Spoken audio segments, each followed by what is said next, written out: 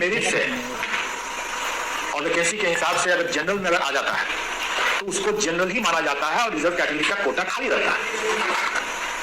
तो जो candidate 39 number लाया रिजर्व कैटेगरी के लिए, उसका 39 ही उसका क्वालिफाइंग कट ऑफ है। तो 39 नंबर ला करके वो क्वालिफाई तो कर गया, तो इसलिए वो मेरिट लिस्ट में तो आ गया। अब जब रिजल्ट बनाने लगे, चूंकि जनरल की वैकेंसी इतनी ज्यादा थी और कैंडिडेट्स इतने कम थे, तो जितने भी रिजर्व कैटेगरी के कैंडिडेट्स थे वो जनरल कैटेगरी में भी बुक हो गए।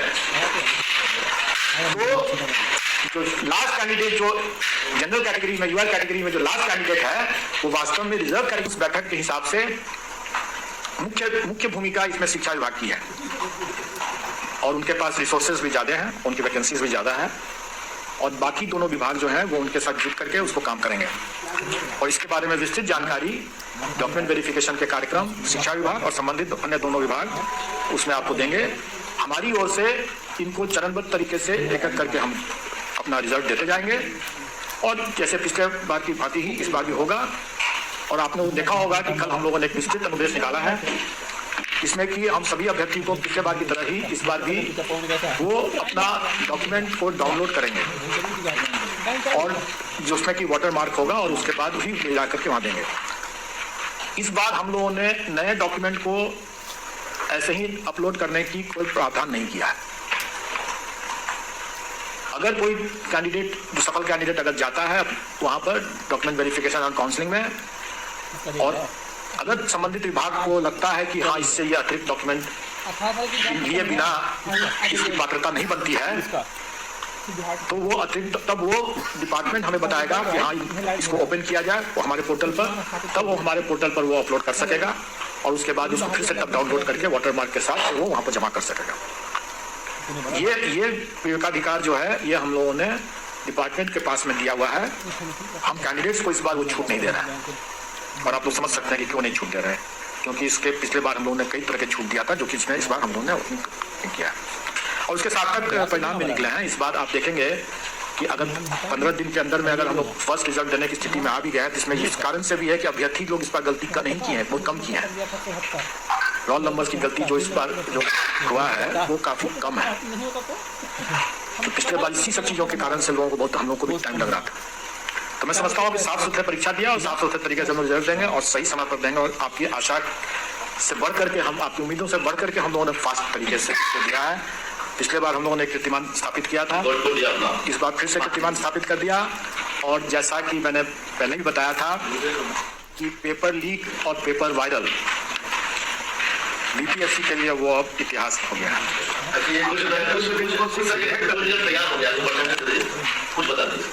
कौन सा रिजल्ट जारी करेंगे? जैसा मैंने बताया कि अभी कोई भी रिजल्ट बना नहीं है, हमारा होमवर्क तैयार हुआ है लेकिन रिजल्ट अभी नहीं बना, इसलिए कोई भी आंकड़े अभी हम उसमें बताने की स्थिति में नहीं है। अब बताने की स्थिति में नहीं है, आज शाम में या रात में जब भी वो रिजल्ट निकलेगा। लेकिन मैं सिर्फ इतना बता सकता हूं कि अभी जो रिजल्ट जो निकलने का विषय कौन कौन सा होगा, कौन कौन से पद का होगा, वो कुछ और अन्य आंकड़े जो हमारे हैं इसमें वो डिटेल में मैं शर्मा जी को कहूंगा कि एग्जामिनेशन कंट्रोलर की वो बताएं, डिटेल्स बताएं और सचिव साहब सप्लीमेंट कर दें।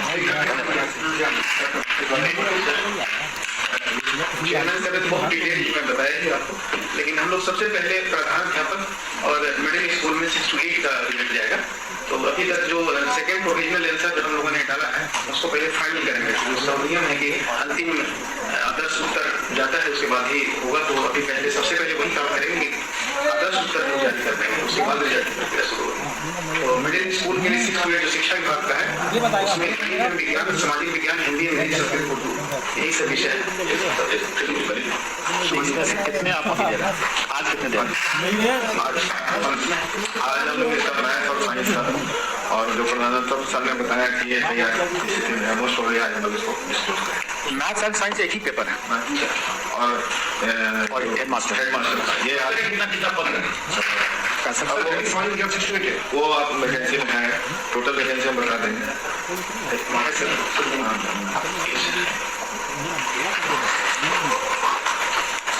टोटल वैकेंसी आप ले लीजिए।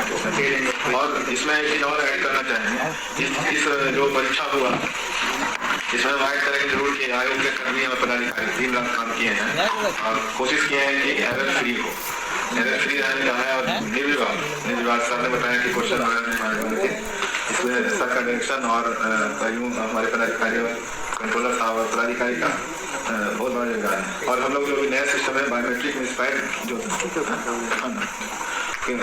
हम इसमें 1-2 चीज ऐड कर देते हैं कि जो रिजल्ट जो निकलेगा, हेडमास्टर में 2 विभाग है और ईबीसी बीसी वेलफेयर और SC/ST वेलफेयर, इसका रिजल्ट निकल जाएगा। संगीत कला में भी 2 डिपार्टमेंट का है, बीसी ईबीसी का 6 to 8 का है और SC/ST वेलफेयर का 6 to 10 का है। इसका भी रिजल्ट निकल जाएगा। और फिर उसके बाद क्लास 6 to 8 जो है वो उसमें मैथ्स एंड साइंस एक पेपर है एजुकेशन डिपार्टमेंट का, ये आज निकल जाना चाहिए। इतना आज निकलने की संभावना है।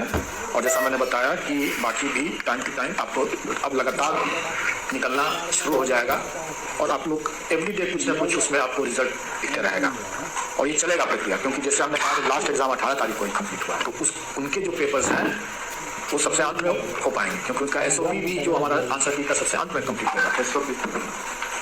तो इसलिए आप लोग को लगातार लेकिन मिलना शुरू हो जाएगा। इसलिए अनुरोध है कि अब कट ऑफ का जो अनावश्यक जो चर्चा है वो करें, जिससे हम लोग काफी फास्ट हैं। आपको इतना मौका ही नहीं मिल रहेगा कि आप जब तक कट ऑफ के लिए चिंता करेंगे तब तक रिजल्ट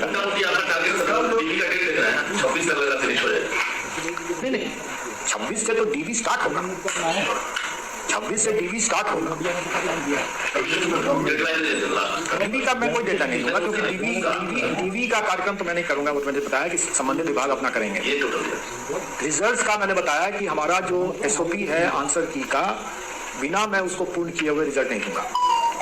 हमारी अपनी सभी तैयारी हो जाने के बाद भी मुझे उसके लिए वेट करना होगा। स्वाभाविक है कि हम उसके बाद भी मार्किंग कर सकते हैं, मार्किंग हम कंप्यूटर से ही करते हैं, उस पर टाइम नहीं लगता है। लेकिन हम जब तक आंसर की नहीं फाइनल होगा तो मार्किंग नहीं हो सकता है। जब तक मार्किंग नहीं होगा तब तक मेरिट लिस्ट नहीं बनेगा, मेरिट लिस्ट नहीं बनेगा तब तक रिजल्ट नहीं बनेगा। क्योंकि सब कुछ कंप्यूटर से होने लग गया है अब, इसलिए हमारी तैयारी है। और जैसे जैसे हमें आएगा आंसर की फाइनल होता जाएगा, हम वैसे वैसे रिजल्ट्स देते चले जाएंगे। हम लोग को लिखने के लिए आपको हमारे पोर्टल से आप लोगों को मिल जाएगा कि कितने किसका रिजल्ट आज निकला, किसका रिजल्ट। वो तो हम लोग अपना डाल ही देंगे। हम लोग तो इसमें तो छुपाने वाली कोई बात तो है ही नहीं, तो रिजल्ट प्रकाशित कर वो साइड पे कि 40% रहेगा जमाने के लिए और देखिए मैं बार बार यही बता रहा हूँ कि रिजल्ट बना नहीं है। वो जो प्रावधान थे उसका उल्लेख किया गया है, और वो इसलिए उल्लेख किया गया है क्योंकि TRE 1 में कई शिकायत आई थी, कई 498 शिकायतें ऐसी थी जिसमें उस कैंडिडेट का कहना था, और उसका कहना सही भी था, कि उसे उस कैटेगरी के मतलब जनरल कैटेगरी के, युवा कैटेगरी के कट ऑफ से ज्यादा नंबर था और फिर भी उसका चयन नहीं हुआ।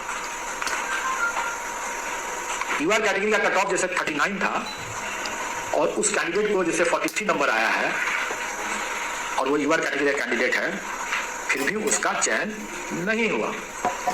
स्वाभाविक है कि किसी को भी ऐसा समझ कर, ऐसा सुन करके या लगेगा कि क्या गलती हुई है। इसी चीज को समझाने के लिए और एक्सप्लेन करने के लिए कि फिर से इसी तरह का मतलब कंफ्यूजन लोगों के मन में न हो, हम लोगों ने वो प्रावधान वहां पर पूरा एक्सप्लेन किया है। मैं आपको भी एक्सप्लेन कर दूं ताकि आप लोगों के माध्यम से कैंडिडेट्स भी समझ जाएं कि ऐसा क्यों हो रहा है। 39 नंबर अगर कट ऑफ है और अगर कैंडिडेट को 43 नंबर्स आया है, फिर भी उसका क्यों सिलेक्शन नहीं हो रहा है।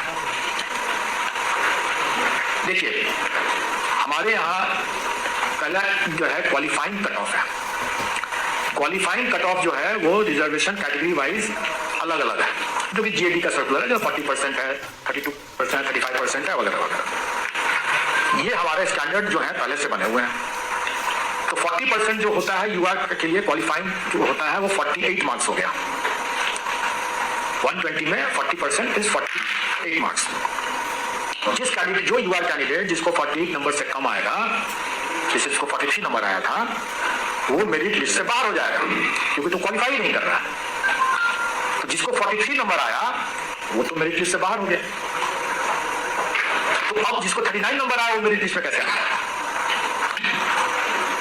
अगर कोई कैंडिडेट, जो हमारे जो रिजर्वेशन के जो सिस्टम है उसमें यह होता है कि कोई कैंडिडेट रिजर्व कैटेगरी का अगर है भी, लेकिन अगर अपने मेरिट से और वैकेंसी के